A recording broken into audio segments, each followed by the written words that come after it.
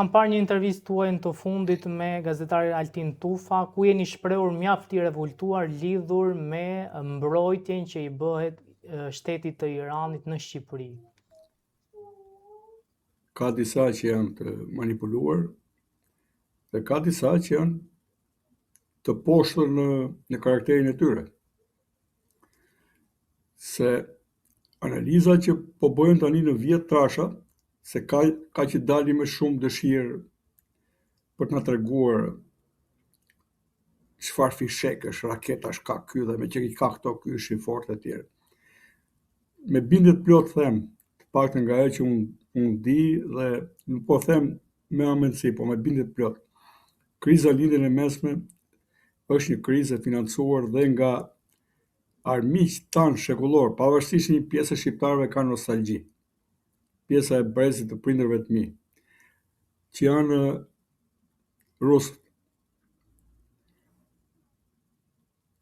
Shqiptarët kanë mësuar një genocid të papar për gjatë viteve 1800 edhe deri në vitet 1920 edhe genocidi i fundit ka qenë në 40 canë me genocidin Çam. Nga përballja e perandorisë ruse me perandorinë osmane, gjithmonë traktatet kur bëheshin traktatet e paqes të përkohshme, ka qenë të tilla që favorizonin kartën slavo-ortodokse, por këto dy karta mbi të cilat mbështeti politika e perandorisë ruse, mbi interesat osmane, po sidomos në Ballkan, dhe kur kishin bërë me interesat e tyre në Ballkan, është bërë i gjithaj homogjenitet i popullsisë, jo të vogël shqiptare. Ne kemi qytetet, ta përmend vetëm Manastiri, nga qytetet më të mëdha shqiptare në të asaj kohe. Ose deri në fillim të vitit 72-3, Shkupi ka qenë qyteti me më shumë shqiptar në Ballkanin Perëndimor. Se mund të ketë pasur Stambolli disa milion, por paktën Shkupi kishte 2-3 fishin e Tiranës së saj kohe, me sa unë mbaj mend. U ndërpre e gjithë kjo popullsi asaj perandorie, po që ishte më shumë shqiptare, me daljen Adriatik dhe që vazhdonte në mënyrë horizontale deri në Stamboll, për të realizuar dalje krahut slavo-ortodoks nga veriu në jug. Dhe shqiptarët kanë mësuar genocide që ne kemi lënë arres edhe nuk ja përcjellim edhe vetes tonë, por dhe edhe opinionit ndërkombëtar, të paktën atij europian. Dhe ajo që ndodhi në Izrael, ajo krizë që ndodhi, e simuluar me një akt kriminal nga Hamasi, ndodhi për të hequr vëmendjen nga Ukraina. Kjo është sigurt, po më shumë se e sigurt. Por ka pasur një koordinim të tillë. Ne u rreshtuam shumë mirë në krah të Ukrainës, e cila sot është në një sulm të padrejtë të një vendi që mendon se vetvendosja e vendit të tij, vlla edhe fëmijë, i prek interesat atij. Pra ky ka qenë një sulm i padrejtë, që shkelin atë paqen që kishin bërë, paqen e Minskut, mbi të cilat ata morën mbrapsht edhe arsenalin atomik që ishte garancia vetë Ukrainës, në kohën e presidentit Ukrainës Leonid Kuchma. Unë kam qenë goxha në moshë edhe kam përjetuar atë kohë. Kur larguan dhe bombarduesin strategjik nga Ukraina, që ishin garancia vetëm e sovranitetit të saj, por që forcat perëndimore me SBA-n, Britaninë dhe Francën dolën garant sovranitetit të Ukrainës dhe i inkurajuan ata që të ishin dorë nga arsenali për ta marrë, i cili në atë kohë ishte në 4 republika, një prej tyre ishte të pjesëpërbërëse Federatës Ruse, ka qenë Kazakistani, Ukraina, Rusia, ka shumë mundësi dhe Bielorusia. Pra, hoqi dorë. Dhe fakti që u vranë 2 herë në atë sheshin e tyre Mejdan, në përballje me qeverinë pro-ruse, vetëm e vetëm për përkatësinë e tyre, në Europë apo të riktheheshin prap në prerjen e Rusisë. Tregon që aty ka një bindje të fortë, sa ata nuk është se ka një kohë kaq gjatë me Rusinë, siç duan ta nxjerrin këta që nuk ka popull Ukrainas poshtë i tillë. Kanë jetuar për një kohë shumë gjatë në perandorinë, pjesa më e madhe e Ukrainës, perandorinë austro-hungareze. Kështu që është një popull i tërë i cili na tregoi edhe për gjatë këtyre 4 vite e kusur nga momenti i agresionit 23-4 shkurtit vit 2022, që nuk e duan më rikthimin në atë perandori. Dhe duan të vendosin për të ardhmen e tyre me problemet që kanë pasur një korrupsion të vogël etj. Po paktën janë njerëz që nuk e njohin historinë e tyre dhe nuk e duan më rikthimin në kthetrat e ariut rus. Dhe njerëz që këtu ishin për patriot, në mënyrë të çuditshme u kurdisën kundra Ukrainës, pro-Rusisë. Pastaj, momentin që shpërthen edhe provokacioni i Hamasit, me tone raciste, domethënë, edhe për popullin e Izraelit, nuk diskutoni më se si shpërtheu e gjitha kjo dhe kush qëndron pas asaj loje, dhe si janë vrarë edhe janë shkretuar krajina të tëra në Ukrainë me ato dronët Shahad të këtij agresori të qelbur që i cili mbrohet pas flamurit fesë. Fe në cilën unë mendoj se jam më i sinqert, si Romeo. Ata kanë politikat e tyre hegemoniste të cilat i fshehin pas flamurit fesë, por a janë musliman dhe ata që bombardon në Oman, në Bahrein, në Kuvajt, në Arabinë Saudite, etj. A janë musliman ata sirianët atje, ata libanezët, apo irakenët të cilët janë instrumentalizuar dhe përdorur për shtrirë hegemoninë e tyre. Njerëzit që kanë ngritur të megalomaninë iraniane për ta bërë fuqi, e konsiderojnë fuqi rajonale, por për ta bënë dhe fuqi globale tani. Edhe nuk shohin rrënjët e problemit dhe si ne duhet të orientohemi si popull. Ka bërë 1001 të zeza Rama dhe qeverisja e tij. Për ne shqiptarët nuk s'di të them atë çfarë të mira ka bërë. Po pak në raport me aleatin ton strategjik, që ne me këta fqinj që kemi, unë nuk di se si do të jetë nesmja jon, duke parë që këta fqinj kanë një retorikë europiane, por në moment caktuar, domethënë ngre kokë shumë shpejt shovinizmi i tyre. Sot kemi 4 shqiptarë, të cilët janë ndaluar nga Vučići, ky njeriu i mirë me cilin Rama mund të merret vesh, po jo Albin Kurti, janë ndaluar për simbolet e tyre kombëtare. Janë 4 shqiptarë që janë ndaluar në Serbi. Pra, nuk që ka kaq e thjesht që ne të tejkalojmë interesat tona e të bëjmë humanistë në atë pikë sa të dëmtojmë veten tonë edhe aleatët tanë strategjik. Ne kemi një aleat sigur sot në këtë moment, Shtetet e Bashkuara. Edhe ne nuk mund të bëjmë lojra, jo që s'kemi këllqe, por nuk mund të jemi kaq papjekur që të mbjellin këto frymën anti-amerikane që kanë mbjellur këta pseudo-patriotët që dalin poshtë për pjetë. Tani po të shohësh televizionet ku ata dalin, po të shohësh portalet e tyre, unë jam i bindur që aty ka një ndikim më të thellë se sa thjesht një simpati e vetëdijshme. Unë mendoj që ka kohë që ka punuar dhe e pranuar dhe vetë disa prej tyre, që Irani ka paguar edhe politikan aktiv,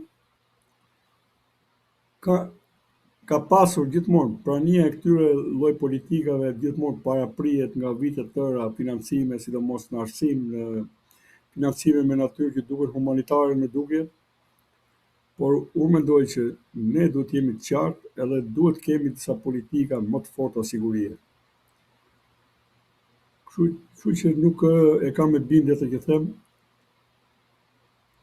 ju mendoni që supozoni veten sikur do të ishin ju tani kryetari i shtetit Izraelit. Se ka drejtë të vrasje i palestinezi, po ti nuk duhet të reagosh.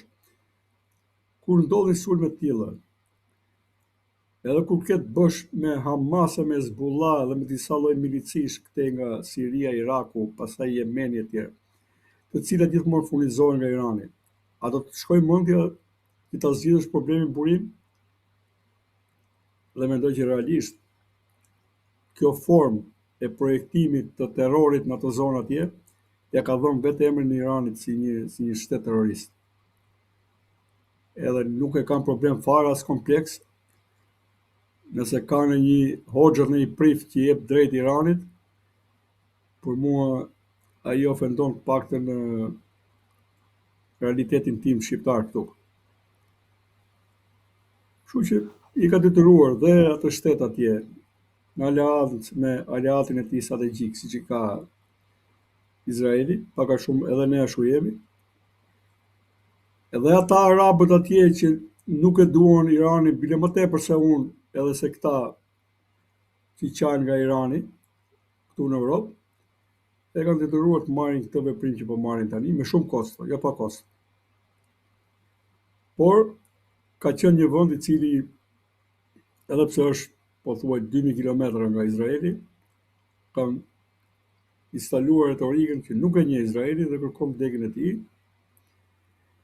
dhe që me anë të tij ka financuar agresor në vende tjera, pra nuk është një vend që çizmja e ushtarit të tij direkt apo indirekt ka shkelur në të gjithë lindjen e mesme, po dhe më tej ka pasur politikë aktive për interesat e tij dhe asgjë më tepër edhe në Pakistan, edhe në Azerbajxhan, edhe në Afganistan e tjerë, pra duke u forcuar, duke u bërë më arrogant si vend, kurse ka shines, pastaj bëri atë që nuk la informacion dhe të dhëna të ndjeshme, të rëndësisë për persona ndryshëm, duke na nxjerrë gjithëve identitetet tona në pazar, e s'është çudi që me identitetet tona të ndodhë diçka nesër. Kështu që nëse ka bërë një gjë të saktë, Rama e ka bërë mbasi edhe nga halli ku është, që e deklaroi vend terrorist. Ne duhet jemi krah për krah Shtetet e Bashkuara dhe unë i qëndroj në mënyrë patundshme kësaj që them. Apo ka si po shkon lufta në linjën e mesme dhe si e keni parë këtë kohën që i dha Trump Iranit për të bërë negociata?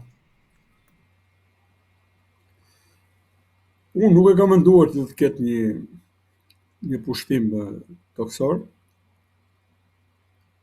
po të shohësh gjithçka që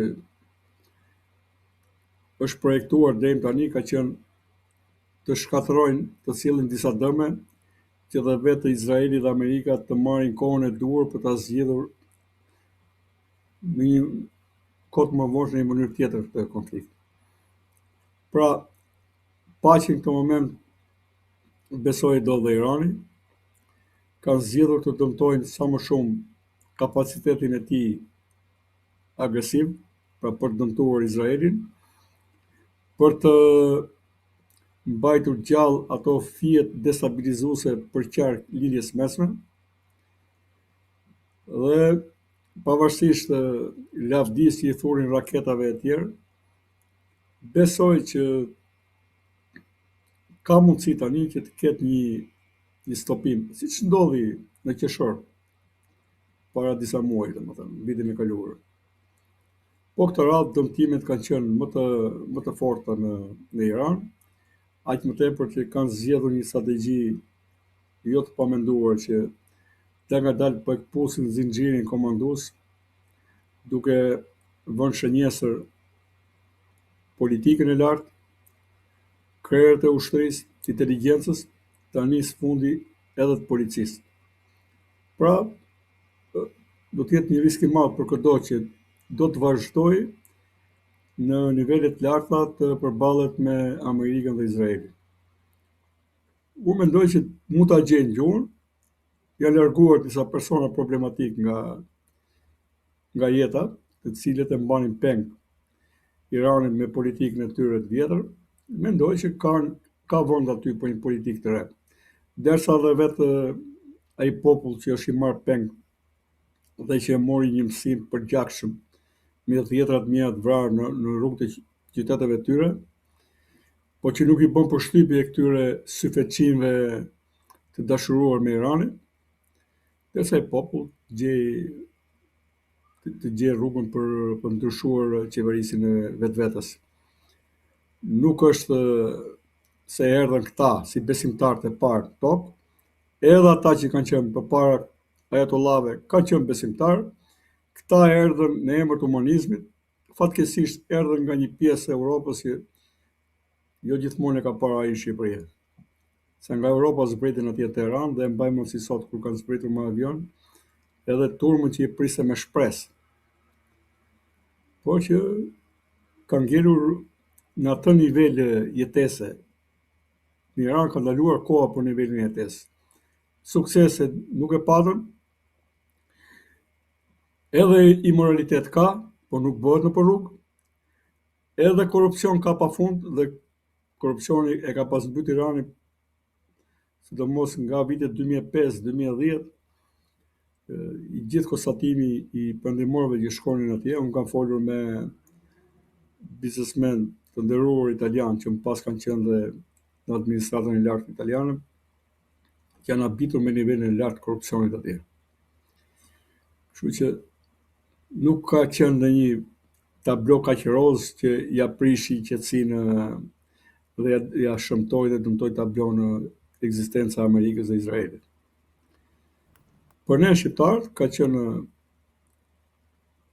jetik aleanca me Shtetet e Bashkuara dhe shqyr që jemi rreshtuar dhe kemi pasur këta aleat si garant se me këtë zhbërje që kemi bërë ne shtetit tonë dhe kapaciteteve tona mbrojtëse por dhe prodhuese, sot s'do kishte Shqipëri fare besoj.